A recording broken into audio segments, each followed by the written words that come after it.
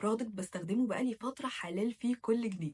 النهارده هكلمكم على البرودكت ده لو خلص اكيد هجيب منه تاني، لان هو فعلا برودكت كده بالنسبه لي اثبت جدارته من الدرجه الاولى. بجد شفت النتيجه منه من تالت مره استخدام، اللي هو كل الناس كانت بتسالني ايه ده، ايه اللي بيحصل، ايه بقى، وهو ايه البرودكت ده، وهو ده الاي كريم برودكت من سان باي مي. اكيد لقيتوا ريفيوز عليه كتير، واكيد ناس كتير جدا جدا اتكلمت عليه، لان هو منتج بجد يستاهل كل الناس تتكلم عليه، وممكن اكون انا من اواخر الناس مثلا اللي تتكلم عليه.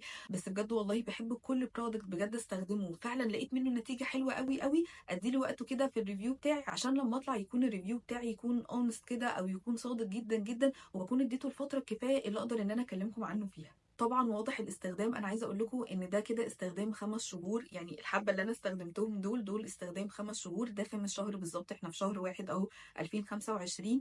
وبجد بجد البرودكت ده حلو جدا. انا قلت عليه لاصحابي كلهم، كل حد بيجي بيقول لي انا عندي هالات تحت العين، او ان انا فعلا حاسس بارهاق، في رينكلز ابتدت تطلع، او خطوط تعبيريه او تجاعيد ابتدت تطلع حوالين العين، بنصحه دايما بصن باي مي.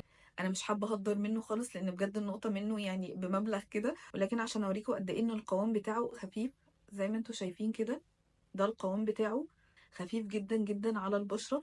البرودكت ده يا بنات، او المنتج ده بيستخدم بالليل. ليه؟ لان هو بيحتوي على ريتينول، وطبعا الريتينول ده ليه فوائد كتيره جدا جدا، خصوصا في سن ال 25 فيما فوق، وانت طالعه كده بسم الله الرحمن الرحيم. لازم يكون في النايت روتين بتاعك، لان الريتينول هنا هو بيحسن جدا جدا من الهالات اللي بتكون موجوده تحت العين، بيحسن من الخطوط التعبيريه اللي بتكون موجوده، وبيقلل منها مع الاستخدام، وبيأخر ظهور التجاعيد. لكن لما نأخرها حبتين ثلاثه اكيد دي نقطه مهمه لينا. وطبعا الريتينول ليه فوائد كتيره جدا تانية، لو حابين ان انا اكلمكم على فوائد الريتينول بالظبط اكتبوا لي تحت في الكومنتس، وهبقى اعمل لكم فيديو خاص على الفوائد بتاعه الريتينول، ايه تستخدميه ازاي بقى في النايت روتين بتاعك. اولا بعد لما تستخدمي الغسول الخاص بالبشره بتاعتك، تستخدمي التونر، تبتدي ان انت تحطيه تحت عينك.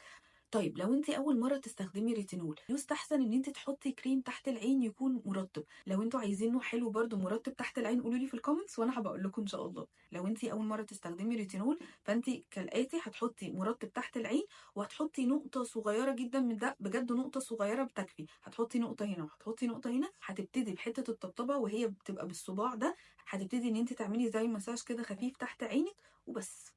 مش هتعملي اكتر من كده، تطلعي تنامي هتحسي بشده خفيفه كده تحت العين، وهو ده المطلوب، لان هو مع الوقت بيشد المنطقه بتاعت حوالين العين دي، وفعلا بتحسي بفرق. انا بجد من تالت مره استخدام انا حسيت قد ايه ان هو فرق في الهالات جدا جدا.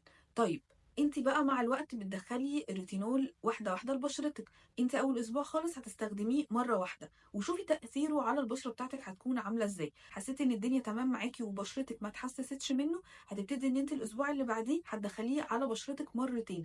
تالت اسبوع هتبتدي ان انت تحطيه 3 مرات في الاسبوع، وبعد كده هتبتدي ان انت تحطيه يوم بعد يوم، وبالشكل ده هتكوني مستمريه عليه. بصراحه هو سعره غالي، سعره مش رخيص، ولكن انت في الحته دي لازم تتاكدي مليون في الميه ان انت بتجيبيه من مكان موثوق منه اول حاجه. تاني حاجه حوشي وهاتيه، لان هو بجد برودكت حلو جدا جدا للعين، وبجد من احسن البرودكتس اللي انا جربتها للعين. وده بالنسبه لي لو خلص اكيد هجيب منه تاني.